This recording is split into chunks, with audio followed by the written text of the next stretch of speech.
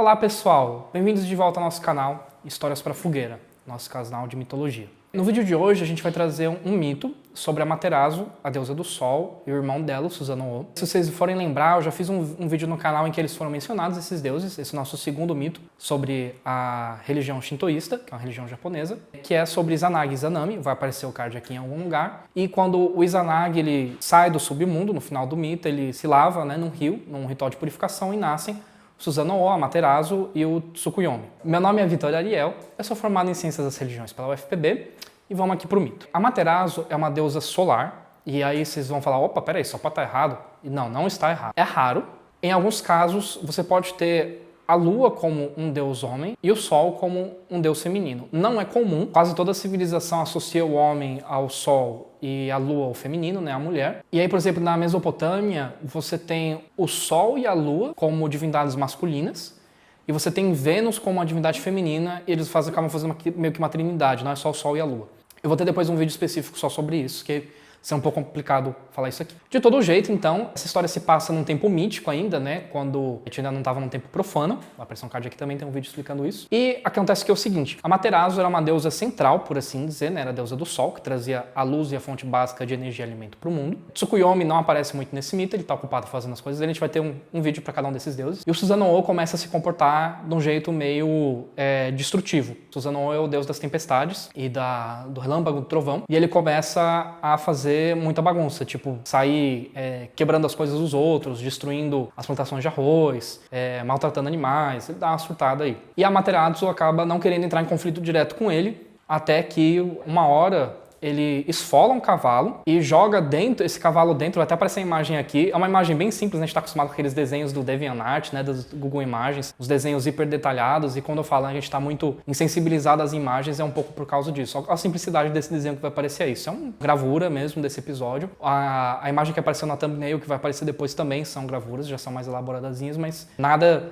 no nível que a gente está acostumado a ver hoje em dia. E aí ele joga um cavalo esfolado, numa região onde estava a Amaterasu com suas aias, com suas damas, e esse cavalo começa enlouquecido a destruir as coisas, e as aias fogem, se assustam, e a Amaterasu também, e ela vai e se esconde numa caverna. E aí aqui a gente vai fazer uma análise de que o cavalo, certo, ele é um símbolo de sexualidade e masculino, e a gente vê essa noção do esfolado como um descontrole dessas energias masculinas. A gente vê claramente que Susanoo está representando o masculino, o fogo, não de uma forma criativa, mas de uma forma destrutiva, de uma forma imatura. E aí a Amaterasu se esconde numa caverna e se tranca lá porque ela fica com medo, ela e as outras aias. E aí isso traz uma época de escuridão total para o mundo. E aí as outras 8 mil milhões de tantas divindades japonesas se reúnem e tem uma divindade que é literalmente o cara que tem boas ideias, a divindade dos bons planos, dos bons pensamentos. E ele fala, vamos fazer uma festa em frente à caverna e aí a gente dá um jeito de puxar a Amaterasu para fora. E eles plantam uma árvore gigante, que aqui representa um eixo do mundo, um axis mundi. Eles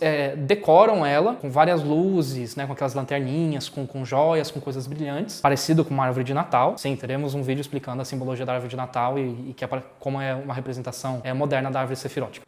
Sim, a produção aqui tá surtando. Sim, a árvore de Natal vem da árvore sefirótica da mitologia judaica. É tipo o mapa de iluminação dos judeus. Mas fica para depois quando a gente fala um pouco sobre religião e mitologia judaica. Vamos focar aqui, pessoal. E aí, esses deuses todos se reúnem, começam a festejar, a beber, a cantar. E aí o Zemi começa a dançar, que o Zemi, inclusive, é a deusa do amanhecer, que anuncia quando a Amaterasu vai sair do palácio dela para ir pro céu. E aí a Amaterasu começa a ficar curiosa e ela abre assim um pouco para espreitar da caverna. E ela vê que tem luz ainda e ela fica encucada do tipo, oxe, como assim? Se eu sou o deus do sol, por que tem luz aí se eu tô aqui? Como que eles me substituíram? Que negócio é esse? Mas ficar meio enciumada, meio encucada. E aí o Zemi fala, não, que a gente achou uma divindade mais brilhante que você. E aí a árvore com as luzes e as joias refletindo começa a dar um pouco essa noção de como se tivesse alguma coisa brilhante lá. E aí quando ela sai mais um pouquinho da caverna, o Zemi mostra um espelho para ela e a Amaterasu se vê refletida. E aí que a gente pega duplamente, se a gente fizer uma análise do imaginário desse pedaço do mito, a caverna como uma espécie de túmulo, a luz do mundo morreu e tá nessa versão de semente, de potencialização. A gente vê isso também num dos primeiros vídeos aqui do canal, que é o rapto de Perséfone, Perséfone traz a primavera, traz a fertilidade para o mundo, a de Deméter Deméter ser a deusa dos cereais, né, da agricultura. Mas ela, enquanto ela está no Hades, ela vira...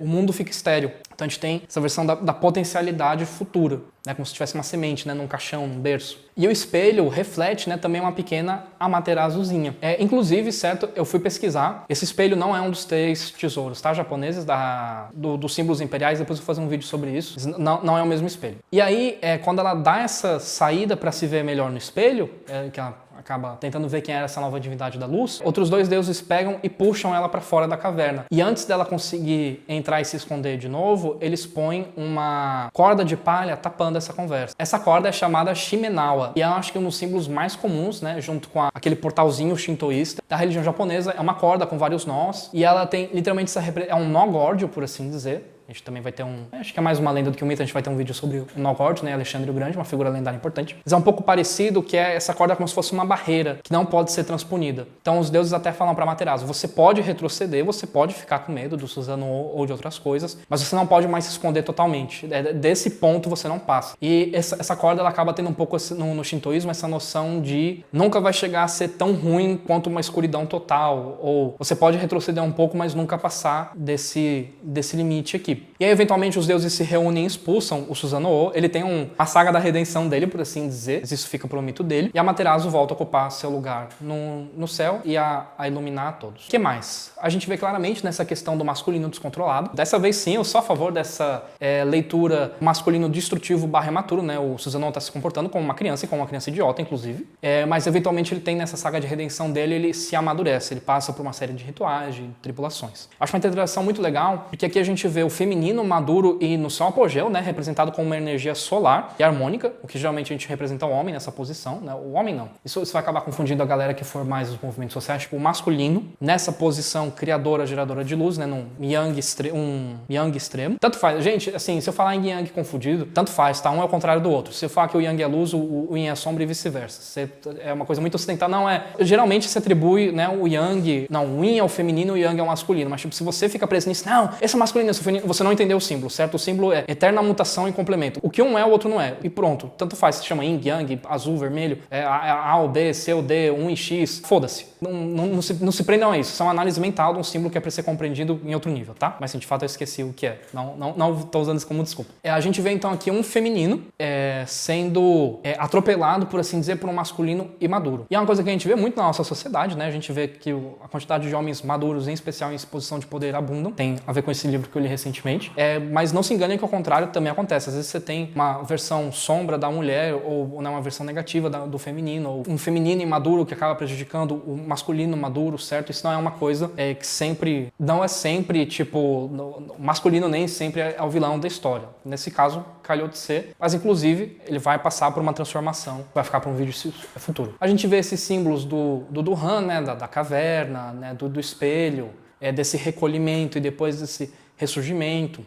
Uma coisa também que a gente pode comentar, né, nesse castelo, quando o Susanoo joga o cavalo lá, era especificamente na sala dos teares, né, e a gente vê que isso é um símbolo muito feminino, né, a trama, essa coisa da ondulação, da água. Então a gente vê bem claro, né, que esse símbolo de uma sexualidade desmedida, desarmonizando o feminino, né, porque no mito é descrito isso, né, que quebra os teares, rasga o tecido que a Amaterasu e as aias estavam criando. Então a gente vê esse rompimento da harmonia, né, onde você tem um feminino maduro, mas um masculino que não acompanha, né? Então não forma o equilíbrio do yin yang ou vou chamar agora do queijo da alface. Pronto, queijo da alface, da tapioca e do que seja. Lembrando, não, é sério, tipo, não riam, pô. O ocidental, ele entende muito mal esses símbolos orientais. A gente fica numa punhetação mental quando, tipo, não é isso que eles estão tentando passar. Mas a gente ainda não chegou na nossa saga asiática, por assim dizer, né? Fica pra depois. Então a gente vê bem claro esse rompimento de harmonia que tem que ser restabelecida pelas outras divindades, mas no final acaba tudo bem. Acho que esse vídeo foi um pouco mais longo, espero que vocês tenham gostado. Se vocês gostaram do conteúdo, deixa aquele like, se inscrevam, comentem as coisas aqui. O feedback de vocês é fundamental pra gente continuar melhorando o canal. E bom no final de domingo pra vocês, até semana que vem.